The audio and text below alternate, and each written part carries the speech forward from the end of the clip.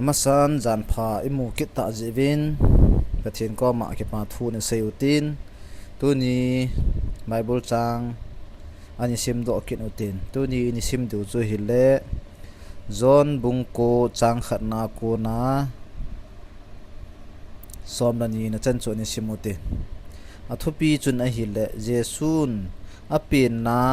mit cho aping a boldam akiti na hi nei si na hi mihim azat atama tam akichengin hi cho zo si chunga hi pathinin ama lo pina ake phun sa jingi tio hi hevin a hi tunin khat la khat supi le supi akidawin khat la khat ki tu mona ho omin hi cho ting la hin akoin panpi ngai te panpi ngai a lungim ten pathin henga tauna bang jivin hi cho chu pathinin lungil ta le lungthing ta pathin ta san ta taute chu pathinin phathai buin ake thu pi ji etio he hevin a hi tun ani simpan taw hetin bible chang hi south himpi hin hi chi chun sei khil rong hungum mai thei hin hi jong le ani ke thi mutin tun ha ithu pi deu ini sim do du chu he le zon bung ko chang khat na ko na chu somani chan a hi ani simpan taw hete chu in achi le api na pat a mi mit cho khat amun chu in asai zui hon adong un rabi hichipa apina mit cho a apin hi ama chon si a ole anu apa chon si a ham ative jesun adon but in ama chon si a hi poi anu le apa chon si a jong a hi poi hichi a hi pathin na to ke phun na ding a hi bowe sun a hi patcha hi ai solpa na ito dingu hi ve ta koiman na ato thailo na jan hung ding hita hi vanoi ja ka lai si a hi vanoi wa ka hi ati hi chi chu a seijin tula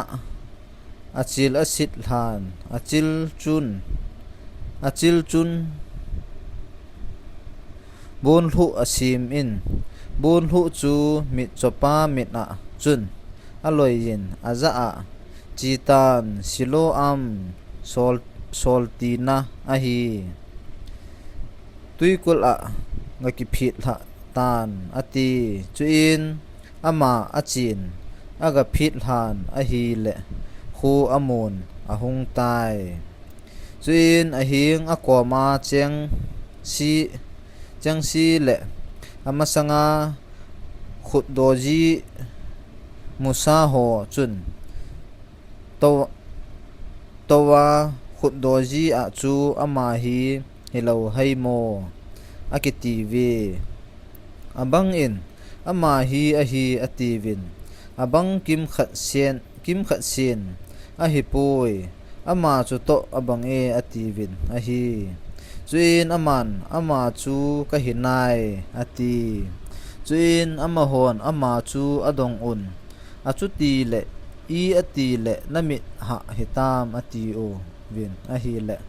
aman adon but in jesu ati pau hun bun hu asima kamina aloya chin lang silo ama ngapit han aitia chu a ka chi a ka ga phit hla le khu kamu a hitai ati chuin ama hon ama chu adong un ama chu huya tam atiu le aman ka hepoi ati pathin tu thing isim no pathinin phathai bu pi taw hantin pathinin mihim ata sante chu hichlai bible a hen imovin mit cho jong el bai jong pathinin dam selin khua mu sa thein lamazo sa thein pau thei lo yang pau thei na pi in thahat lo yang thahat na pi ti chu lai bible ai movin pathin lo pi na ani piu hitin pathina ke tautin chon si yong leo han pathin lam kat jing leo han nitin hin khu igen thein o mi ha sam na ho wa pathinin pan pi nai pi vintin pakai ho langa pan la koi ham ai do ding ti a hi in hi chi chun thasam ta thingdal ta nitin hin khu lấy sĩ nai man sungwa hi pathin to ke ha kang lo hela hin khui man ding vin su piu le naw te ho zo si pakai min kan tim bin hi isai khi lom la ki ngai da mu ti